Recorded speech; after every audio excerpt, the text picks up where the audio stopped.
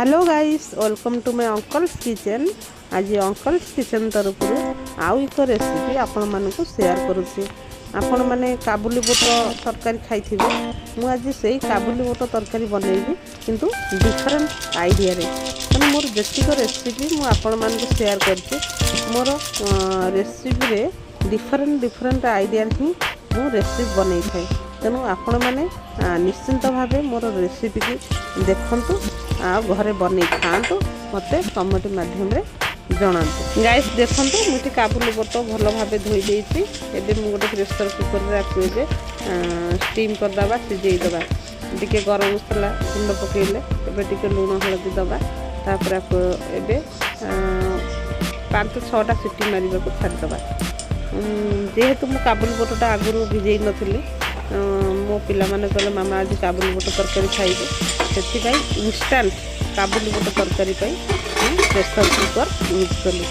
आपण मैंने चाहिए भी काबुली बुट भिजई आगुरी रखिए तो प्रेसर कुकर भी गोटे 2टा सीटी मारिक तरकारी कर खाई। गाइस देखो मुझे काबुली बुट तरकारी बनवाई कौन कौन मसला सब नहीं देखु मुझे जीरा नहीं कला जीरा नहीं सोरिष नहीं धनिया नहीं मधुरी नहीं मेथी पत्र नहीं चिना बादाम नहीं धला तिल बा खसा नहीं कंचा लंका नहीं काजू नहीं नड़िया नहीं टमाटर नहीं खड़ा मसला नहीं यही सब सामग्री को नहीं आज बनैबी काबुली बुट तरकारी। गाइस देखंतु मोर काबुली बुटटा सिझी गलानी एबे हमें ओल्हे दबा। देखंतु कड़ेटी मोर गरम हो गलानी एबे हमें टिके तेल पकेइले कंचा लंका पकेइले चिना बादाम देखंतु पकेइले गाइस धला खसा बा धला तिल पकेइले नड़िया पकेइले काजू पकेइले मधुरी धनिया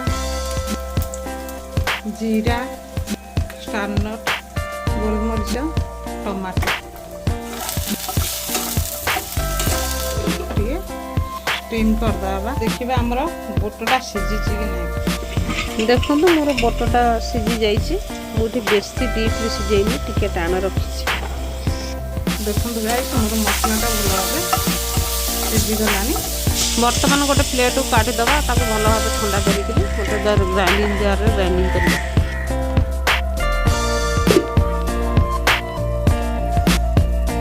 गाइस देखो मसलाटा बाटी देछि एहीपरि भाबे प्लेन कर बाटिबे। एबे चलंतु तरकारी करिबा। मोर पैन टे गरम हो गलानी तेल रे मु तेल घियो मिक्स करिकरी ही रोसई करछे। आपण चाहले खाली घियो रे रोसई करि परिबे। कला जीरा देले जीरा एबे हमें टे तेल रे जीरा पकेइले एबे बाटी के रखिबा मसला पकेइके जस्ट टे कसिया जेहेतु मसला हमर सब आगुरी स्टीम हो जाइए तेणु एबे बेसी समय मसला को कषा को पड़गनी जस्ट टे कषा। देखो ये आम काश्मीरी चिली देले एबे टे स्वाद अनुसार लुण देले एबे सिझेकी रखिथिबा काबुली बुट पकेइबा पकेइकरी टिके जस्ट एपट सेपट करके आम पानी देदेबा। गाइस मोर पैनटा छोट जो मुझे प्रेसर कुकर को काबुली बुट तरकारीटा ट्रांसफर करदेली। एबे आम सिझेकी रखिथिबा आलू पकेइले एबे ए तरकारी की 15-20 मिनट फुटिबा छाड़ीदे। आमर तरकारी फुटिबा 15 मिनट हो गलानी। एबे आसंतु देखिबा तरकारी केमिति अछि। हम तरकारी पूरा रेडी हो जाइए।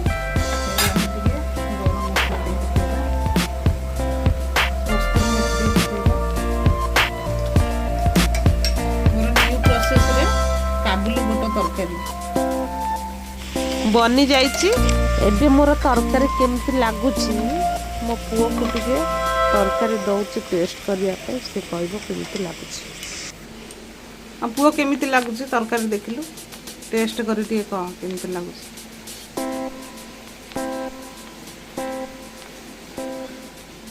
बढ़िया